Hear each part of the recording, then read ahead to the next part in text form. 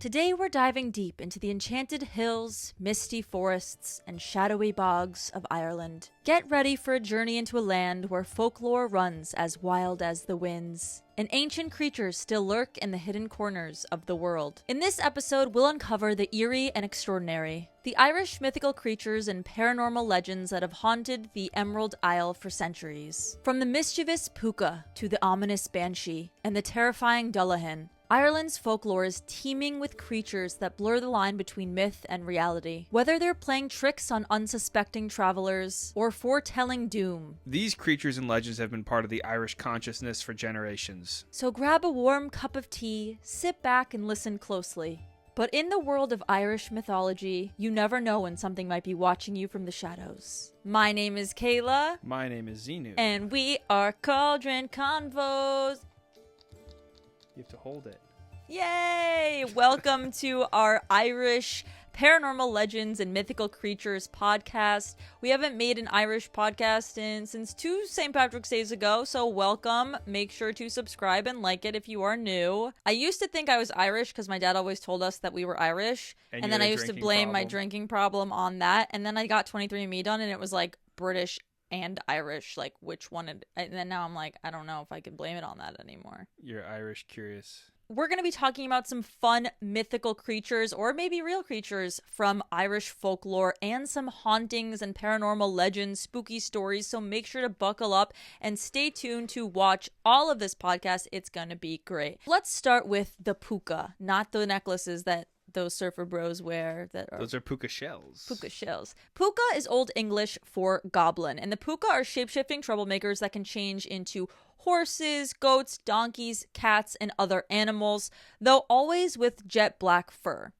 And Púcas are known for their mischief, which can take many forms, but usually they take their preferred animal form of a great black horse and entice the rider on its back for a wild and terrible horseback ride through the night. I had a friend once that was on a horse, or went to a horseback riding place, and the horse just dipped and started running really fast with him on it. Dale? Yeah.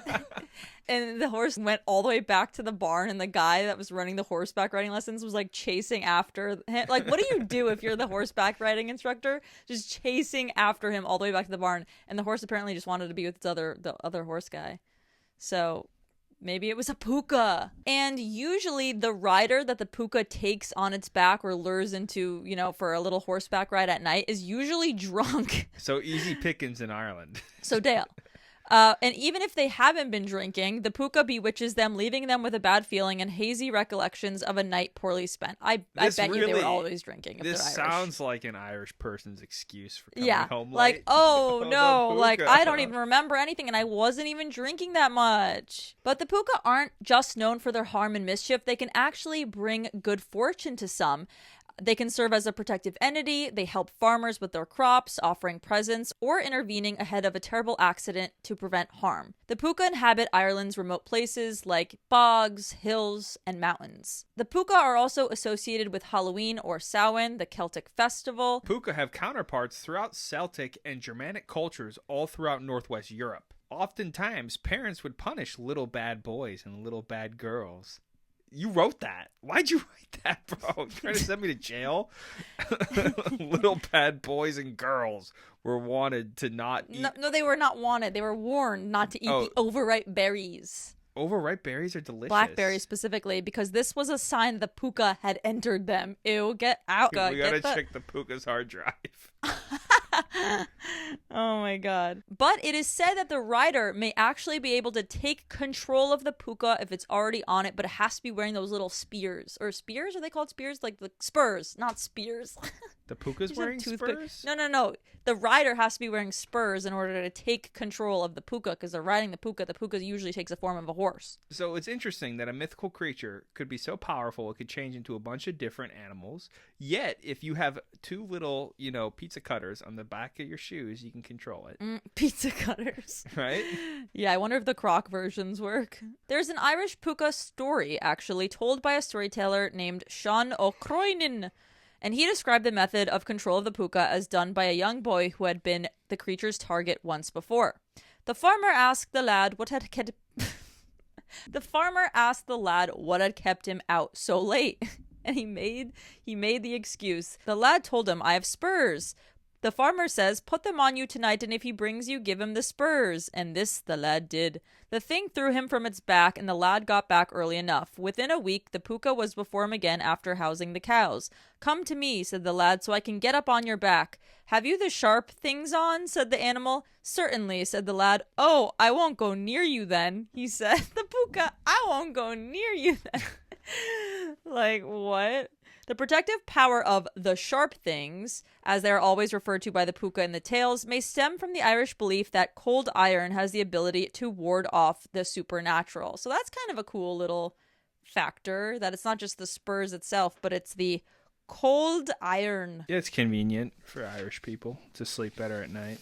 Yeah, so there's just a little summary on the Púca, but now let's get into something a little bit more scary, because the Púca are just kind of mischievous little things that take you for a little spin, maybe for a bat, your back might start hurting in the morning, you might be hungover already, whatever. But this one's a little bit of a bad omen, okay? It's called the Dullahan. And the Dullahan is a creature depicted as a headless rider on a black horse, not the Púca, or as a coachman who carries his own head. And the severed head has a revolting appearance. Croker's tale, The Headless Horseman. Such a head no mortal ever saw before. It looked like a large cream cheese hung round with black puddings. No speck of color enlivened the ashy paleness of the depressed features. The skin lay stretched over the unearthly surface, almost like the parchment head of a drum. Two fiery eyes of prodigious circumference with a strange and irregular motion flashed like meteors. And according to the modern storyteller, Tony Locke of County Mayo... Is that where you're from? No. Oh, okay. That was stupid, but Mayo?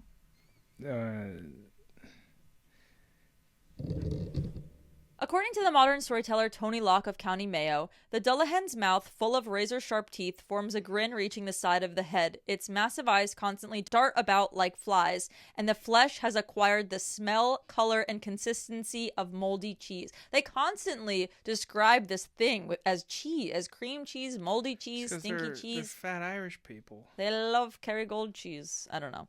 Kerrygold cheese is pretty mid.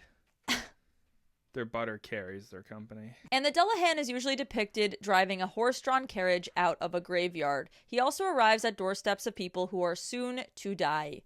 There are rumors that golden objects can force the Dullahan to disappear, and some accounts know that the Dullahan uses a human spine as a whip, which is pretty crazy to think about. Also, I want to hear that thing crack. I love listening to spines crash.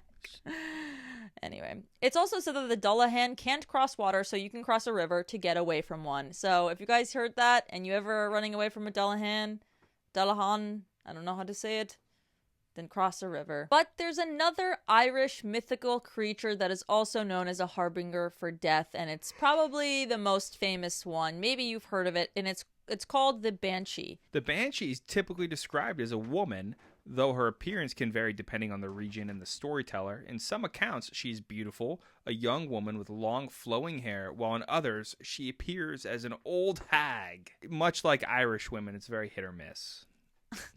She's usually wearing something white or gray, typically a gown, and sometimes even a cloak, and her face is very pale, and she's always crying. Sounds like you. Pale and crying. I'm not that pale. The most well-known feature of the Banshee is actually her cry or her wail, which echoes through the night. And the sound is said to be so eerie that it sends chills through your bones. And according to folklore, if you hear a Banshee cry, it usually means that someone in your family is about to die. So it's kind of like giving you a little bit of a warning, a little bit spend some time with your grandma, Jody, The Banshee even goes so far to specify how long you have. I mean, it doesn't say, you have 3 months. She has lung cancer. But the louder the cry is, usually the closer she's... So you gotta listen out for that in case, You wouldn't want Aunt Catherine to write someone else in your will and then you didn't, you gotta spend time with her before. Honestly, I think it's kind of nice that she's willing to warn people. Exactly. She's seen as an intermediary between the living and the dead, guiding souls to the afterlife. So it's just kind of sad that she's always crying around everywhere, But, we need her. We need the Banshee. We actually did a 30-minute podcast solely focusing on the Banshee about 2 years ago, 2 St. Patrick's Days ago. So if you want to go watch that, I'll link it down below. Let's talk about something more related to St. Patrick's Day. Guys, you like the little background details. I don't know if anyone noticed. We're going to be talking about the leprechaun. The name leprechaun itself is thought to come from the Irish word leprechaun. That's not how you say it. It's not. Okay, fine. You want to say it? I think it's just leprechaun, which means small body. Yes, and they're usually depicted as little bearded men wearing a coat and a hat who partake in mischief. Often mistaken for Middle Eastern merchants. Some say they are fairies in the form of little men with a cocked hat and a leather apron. Leprechauns are solitary and they live in remote places and they love to make shoes. I don't know if they love to make shoes. Well, they make shoes. Some stories, though, say that they don't actually make shoes. Like, they're not in the shoe-making business. They're usually fixing their own shoes because they run around a lot. They run from here and there, and their shoes are always broken. They're cobblers. They're cobblers, but they're just fixing their own. The earliest stories of leprechauns don't paint them as cuddly figures like we know today, like our friend Lucky Charms. What's his name, Lucky? Bilbo. Dildo. I don't know what his name is. You just made progressively. Sean Finnegan. Sean Finnegan. But they're rather known as tricksters and a bit of a nuisance. Yes, the leprechaun possesses a hidden crock of gold, and if captured and threatened with bodily violence, he might, if his captor keeps his eyes on him, reveal the gold's hiding place. But usually the captor is tricked into glancing away somehow, and the fairy then vanishes. And as we know, the pot of gold is usually found at the end of the rainbow, but the legends say it's not as easy as that. You can't just simply follow the end of the rainbow and find the gold. You need a leprechaun in order to find it. They're the only little buggers that know where they are. I cannot speak in an Irish accent. And fun fact, before the 20th century, leprechauns were actually not known to wear green, but instead wear red. Weird. According to some folklore, if you ever capture a leprechaun, you could demand 3 wishes in exchange for his freedom. Now, there's a catch. Okay? Leprechauns are notoriously tricky, and getting your wishes granted wasn't always as simple as it seemed. Some versions of the legend say that the leprechaun would simply trick you into asking for things that wouldn't actually benefit you, or worse, he'd disappear before you could make your wish at all. And some say the leprechaun's antics were a warning, a reminder that greed or the pursuit of unattainable treasures could lead to one's downfall. But why does the leprechaun get to say that? Why does he determine that? Because he's the one that likes the gold too, so it's interesting. A lot of these creatures have life lessons, and they're all Irish. I feel like you can't go to a random country and they'll have this many creatures. I feel like a lot of Irish people just probably need life lessons. I feel like this is mean Irish people. Oh, let's trick another Irishman into thinking there's a creature that stops you from doing that. Oh, wait, we got another problem. Let's just create another creature. So leprechauns are just one type of fairy known in Irish folklore. Fairy, or fairy, or fairy, or fae, is just a weird blanket term for basically anything supernatural, that the Irish couldn't explain. So a fairy doesn't matter if it's good or if it's bad or what it does or where it lives. It's pretty much just always a fairy. Yeah, it's just a broad term for a bunch of different types of little things, little mythical creatures like leprechauns. One of the other fairies in Irish folklore is called the Eos Sea, which is a type of fairy or an elf, and they're said to descend from the Tuatha De Danann, or the gods of Irish mythology. The name Eos Sea means folk of the sea. These are the burial mounds in which they are said to dwell, which are seen as portals to another world. Such abodes are referred to in English as she, fairy mounds, elf mounds, or hollow hills. These fairies interact with humans and the human world. They are variously said to be the ancestors, the spirits of nature, or goddesses and gods. In folk belief, they are appeased with offerings to avoid angering them. They are often referred to as the good neighbors, the fair folk, or the folk. The names Eosi, Aes Side, or Dún Side, I can't say that. The name usually translates to people of the mounds. They are typically described as either stunningly beautiful or terrible and hideous, which is a common concept that we see here in Irish mythology, like the Banshee. Sometimes she's beautiful, hot, banging. Sometimes she's no Banshee. No Banshee. They are fierce guardians of their homes, such as fairy hills, rings, trees, like hawthorn specifically, or lochs and woods. Violating these spaces may lead to retaliation, like removing trespassers or objects. These fairies are tied to challenging myths, such as kidnapping or replacing children as punishment. Much like other fairies and creatures in Ireland, they are linked to Samhain, to the dusk, to dawn, just basically when people were uncomfortable outside. Not around your Uncle Bobby, though. He's in the IRA, so no. Anyway. Another type of Irish fairies are changelings, and this is kind of creepy, okay? And kind of sad, actually, if you think about it. Changelings were fairies who had been left in place of a human child or baby who had been stolen by fairies. The child was taken for one of three reasons. 1, to act as a servant for the fairies. 2, for the fairies to receive the love of a human child, or 3, revenge. Most of the time, the exchange was made with a fairy change, but occasionally an elderly fairy would be swapped, either so that it could live out its life in the comfort of the cars of a human, or so that it would die. So basically, people were thinking that their newborn babies were swapped out with this fairy fake creature thing, and that their real baby, newborn baby, was stolen from them. And usually it was actually the fairest, most beautiful children who were apparently taken because the fairies craved and admired these traits. Often a baby might become ill or take on a strange appearance, or a person might be left unable to move their limbs.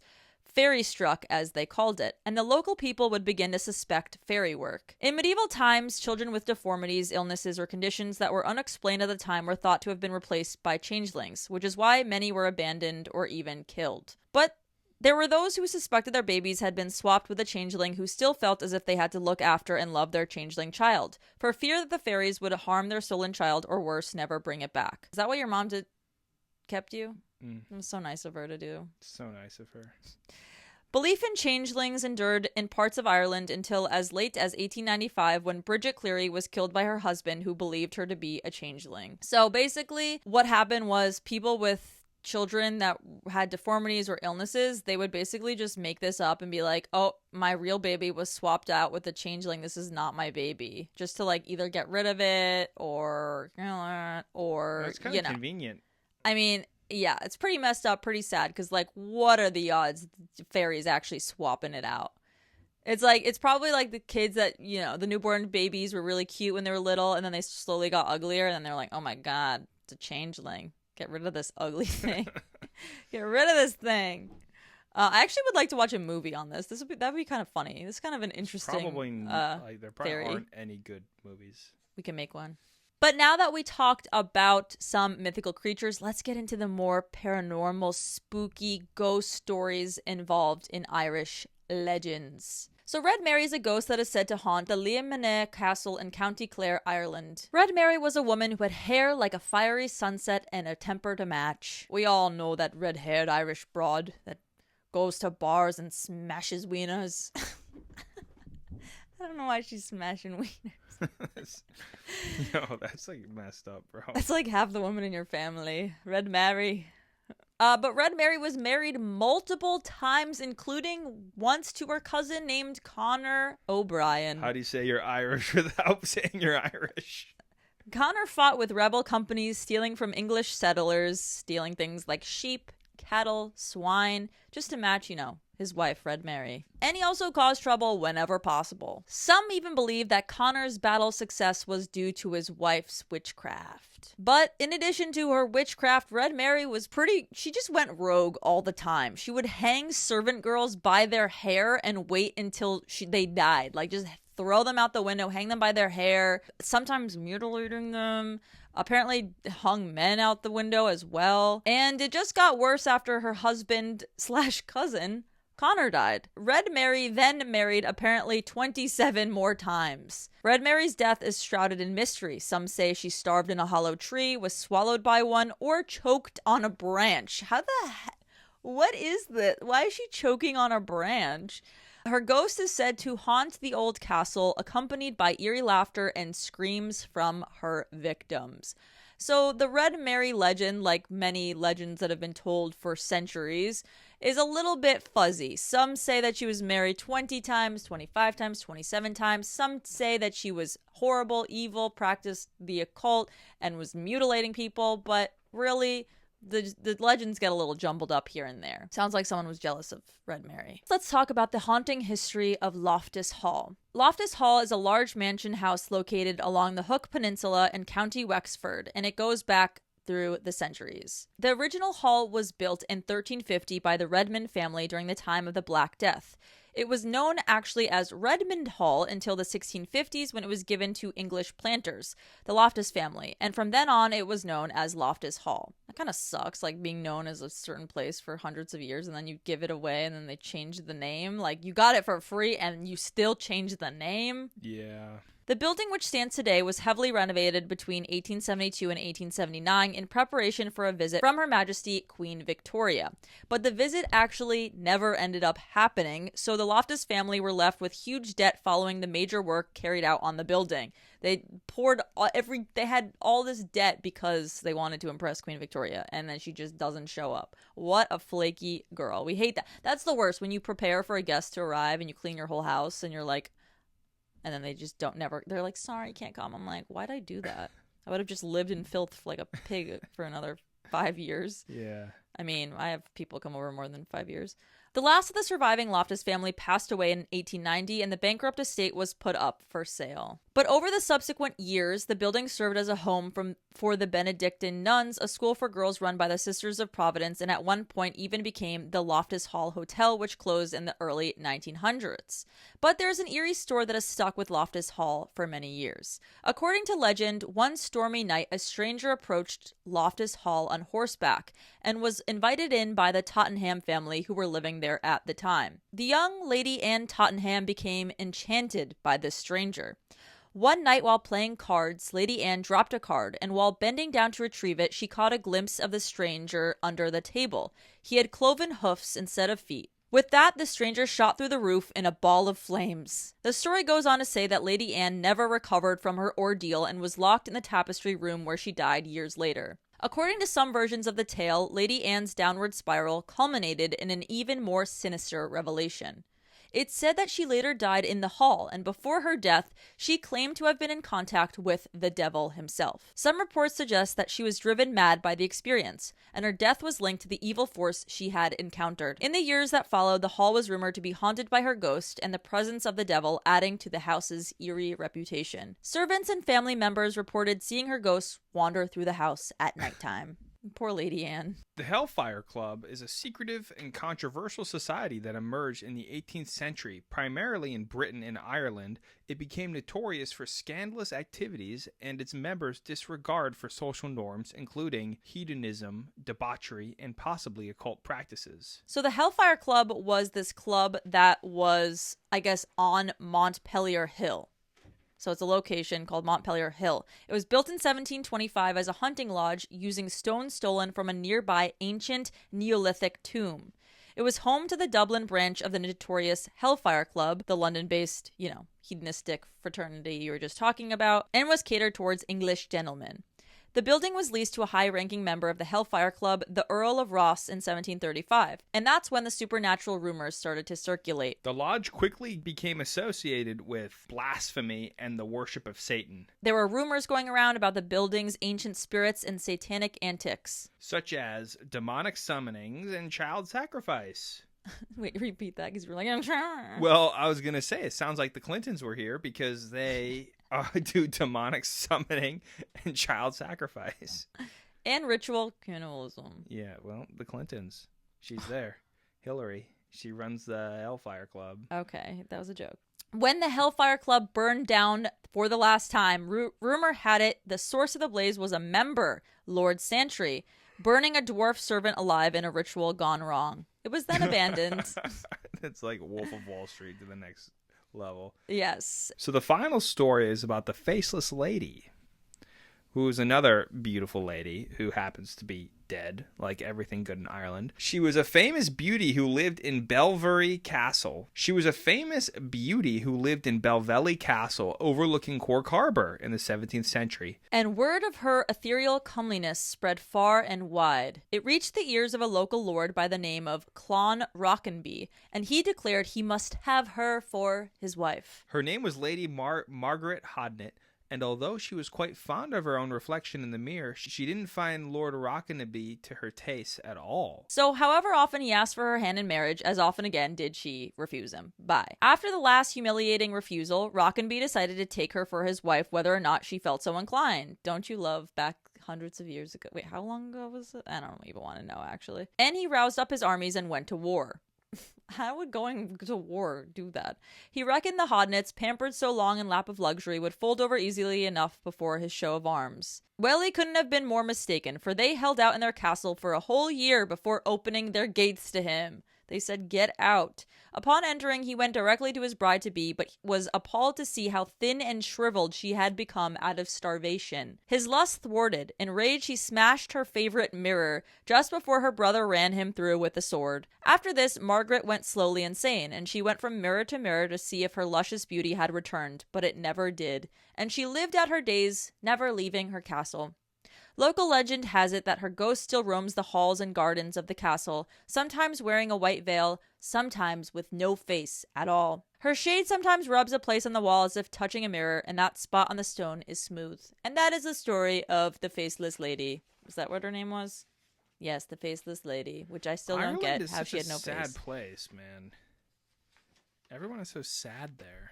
Yeah, so that's really it. There are some other Irish mythical creatures and paranormal legends we didn't get to in this one. Comment down below if you have any you've heard of or have any you want us to cover, maybe soon, maybe next year even. Thank you guys so much for watching per usual, and we'll see you guys next time here in Cauldron Convos. Thank you. Bye. Bye. Maybe she's faceless because he sat on her face too much. I don't get it.